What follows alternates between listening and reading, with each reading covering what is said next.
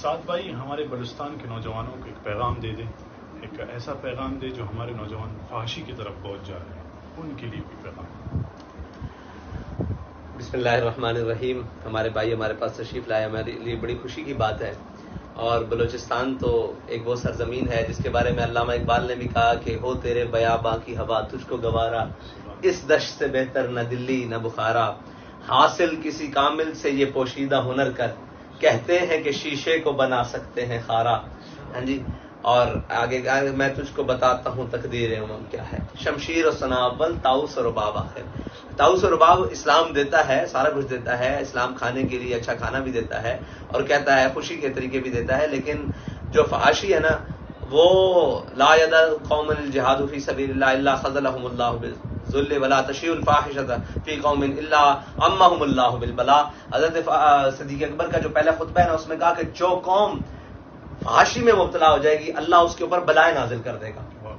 اگر بلوچستان کے نوجوان فحاشی اوریانی یہ ساری چیزیں چھوڑ دیں گے تو یہ جو کچھ بھی وہاں کی بے راروی ہے، مارا ماری ہے اور ایک بے یقینی کی فضا ہے، اگر یہ اپنے آپ کو ان ساری چیزیں چنگل سے نکال دیں اور تہذیب ہنود و یہود اور جناب تہذیب ہندو اور اس سے سارا کچھ پاک کر لیں اور یہ کہیں کہ جناب وہ اقبال نے کہا نا کہ پاری تیرے چشموں کا تڑپتا ہوا سیماب، مرغان سحر تیری فضاؤں میں ہے بیتاب، اے وادی لولاب، گر صاحب ہنگامہ نہ ہو ممبر و محراب، دی بندہ مومن کے لیے موت ہے یہ خواب۔ تو آپ تو پہاڑوں کے رہنے والے ہیں اور اقبال نے کہا کہ فطرت کے مقاصد کی کرتا ہے نگہبانی، یا بندہ صحرائی یا مرد کوہستانی۔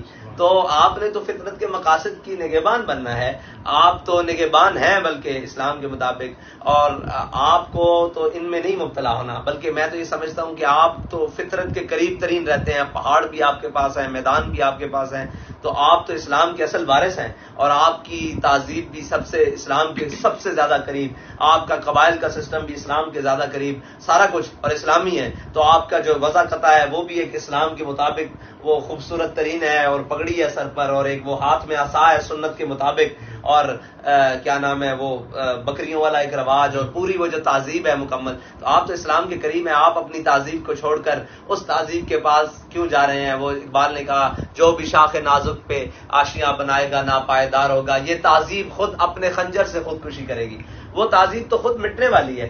آپ اسلام کی تہذیب کو چھوڑ کر اور ایمان کی چاشنی کو چھوڑ کر کہاں گم ہے؟ میں تو سب کو کہوں گا کہ اس فحاشی اور طاؤس و رباب سے نکل کر ایک دفعہ اسلام کے دامن میں دوبارہ آئیں، اسلام آپ کو عزت دے گا۔ اسلام نے تو آپ کے پاس تو مکران اور یہاں تک صحابہ کرام تشریف لائے ہیں، تابعین تشریف لائے ہیں، تبع تابعین، آپ کے پاس تو اسلام مجاہد لے کر آئے ہیں، تو آپ کی زندگی تو مجاہدانہ ہونی چاہیے۔ جیسے اقبال نے کہا کہ اے شیخ بہت اچھی مکتب کی فضا لیکن بنتی ہے بیاباں میں فاروقی و سلمانی، تو بیابان تو آپ کے پاس موجود ہے اور فاروقی و سلمانی کی روح کی ضرورت ہے۔ اور پھر اقبال نے خود ہی کہا کہ مٹایا کیسر و کسریٰ کے استبداد کو جس نے، وہ کیا تھا؟ زور حیدر، فقر بوذر، صدق سلمانی۔ اور اقبال کہتا ہے سبب کچھ اور ہے جس کو تو خود سمجھتا ہے۔ اگر آپ خود سمجھتے ہیں نا کہ یہ نام ہمارے اوپر یہ آ گیا یہ آ گیا، نہیں، اقبال کہہ رہا ہے سبب کچھ اور ہے جس کو تو خود سمجھتا ہے، زوال بندہ مومن کا بے زری سے نہیں۔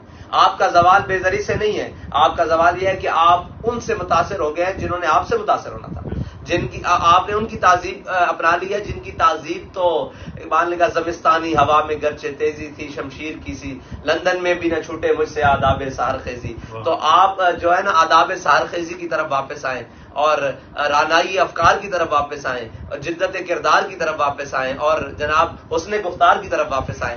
آپ کہاں مطلب دوسروں سے متاثر ہو رہے ہیں، بلکہ میں ذاتی طور پر بھی بلوچستان کی ثقافت، ان کے لوگ، ان کا رہن سہن، ان کی محبت، ان کی جناب وہ مہمان نوازی اور ان کے بہت ساری چیزوں سے ہم متاثر ہیں۔ تو آپ کن سے متاثر ہونے چلے گئے ہیں؟ آپ تو وہ تو ان کی تو حیثیت ہی کچھ نہیں، وہ تو جناب ایک وہی ہے، اقبال نے کہا نا کہ وہ تاز بندے ہی گلستان استام معاشیاں برشاخ طوبہ بستام۔ اقبال نے کہا کہ میں نے پڑھ لی ہیں علوم شرق و غرب، پڑھ لی ہیں علوم شرق و غرب، روح میں باقی ہے اب تک درد و کرب۔ اقبال کہتا ہے کہ میں نے سارا کچھ حاصل کیا، ان سے پڑھا اور ان کا جدید بھی پڑھا قدیم بھی پڑھا، لیکن روح کا درد باقی رہا۔ روح کا درد اگر آپ نے وہ جو ہے نا اس کو چاشنی دینی ہے، اس کو ایمان کی حلاوت دینی ہے، تو پھر آئیں حضور کے در پر واپس آئیں، قرآن کی احکام کی طرف واپس آئیں، اللہ اور اس کے رسول کے احکامات اور ان کے حکم ماننے کی طرف واپس آئیں. اور جب یہ مان لیں گے من یطع الرسول فقد اطاع اللہ ہے جی، اور پھر اللہ تعالیٰ پھر کرے گا کیا؟ پھر تو اللہ تعالیٰ کہتا ہے کہ ہم آپ کو دنیا و آخرت کی نعمتیں دیں گے اور پھر آپ کو اتنا راضی کریں گے، اتنا راضی کریں گے، پھر تو یہاں تک بھی آ جائے گا کہ انا فتحنا لک فتحا مبینا. یہ ساری مسلمانوں کے لیے باتیں نہیں، یہ ہمارے ایمان والوں کے لیے باتیں ہیں کہ آپ کو کھلی نام کے اللہ تعالیٰ فتح بھی عطا فرمائے گا اور اللہ تعالیٰ آپ کو عزتیں بھی دنیا میں دے گا.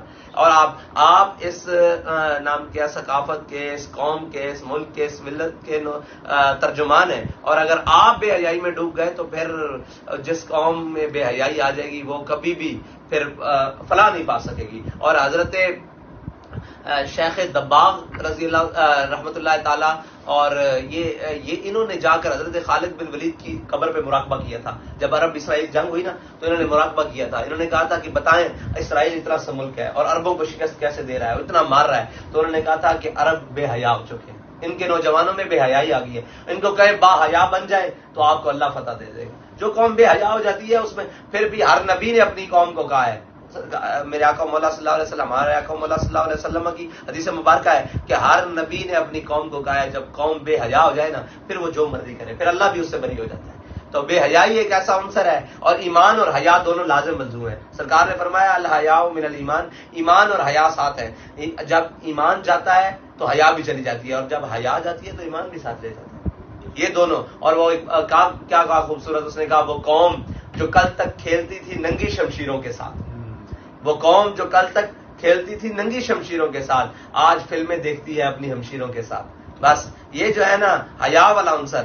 اور اگر وہ ہے، اقبال نے بھی کہا نا، وہ ہے وہی قبیلے کی آنکھ کا تارا جس کا جناب جوانی بے داغ ہے اور جس کا جوانی پاک ہے. اور نام کیا ہے جوانی اور میرا تو پیغام جوانوں کو ہے کہ آپ اپنے آپ کو آگے لے کر آئیں اور آپ حضور سید عالم صلی اللہ علیہ وسلم کی شریعت کے مطابق اپنے آپ کو ڈھالیں اور بے حیائی سے دور ہو جائیں، اس گندی تہذیب سے دور ہو جائیں. تو پھر کیا ہوگا؟ افلاک سے آتا ہے نالوں کا جواب آخر، کرتے ہیں خطاب آخر، اٹھتے ہیں حجاب آخر. اور وہ اقبال نے کہا کہ مجھے آہو فغان نیم شب کا پھر پیام آیا، مجھے آؤ فغان نیم شب کا پھر پیام آیا، ہم اے راہرو کہ شاید پھر کوئی مشکل مقام آیا. اور ذرا تقدیر کی گہرائیوں میں تو بھی ڈوب جا، اس جنگاہ سے بن کے میں تیغے بے نیام ہے. جو آپ کی زمین ہے اس میں سے تو بندہ نکلتا ہی ننگی تلوار کی طرح ہے جی. اس کو کیا دنیا کی تہذیب اور دنیا کے تمدن متاثر کر سکتے ہیں؟ آپ کے پاس سب کچھ اپنا ہے، سب کچھ اپنا ہے، ایمان، حیا، اللہ اور رسول آپ کے اپنے ہیں اور جناب آپ کے پاس تہذیب اپنی ہے، ثقافت اپنی ہے. آپ دنیا سے کیسے متاثر ہیں؟ بلکہ آپ تو اس سطح پر جائیں کہ دنیا آپ کو دیکھنے آئے کہ یار وہ کون سی قوم بستی ہے، وہ کون سے لوگ ہیں جن کے پاس اتنی تڑپ ہے، اتنے جناب رنگ ہے، وہ اپنے سے دوسروں کو متاثر کر رہے ہیں. اللہ تعالیٰ مجھے اور آپ کو بس حیا عطا فرمائے اور حیا سے ہی ایمان کی لذت ہے، حلاوت ہے، چاشنی ہے. اللہ تعالیٰ ہمیں ہر ارتداد سے محفوظ فرمائے اور ہمیشہ ایمان کے اوپر سلامتی عطا فرمائے.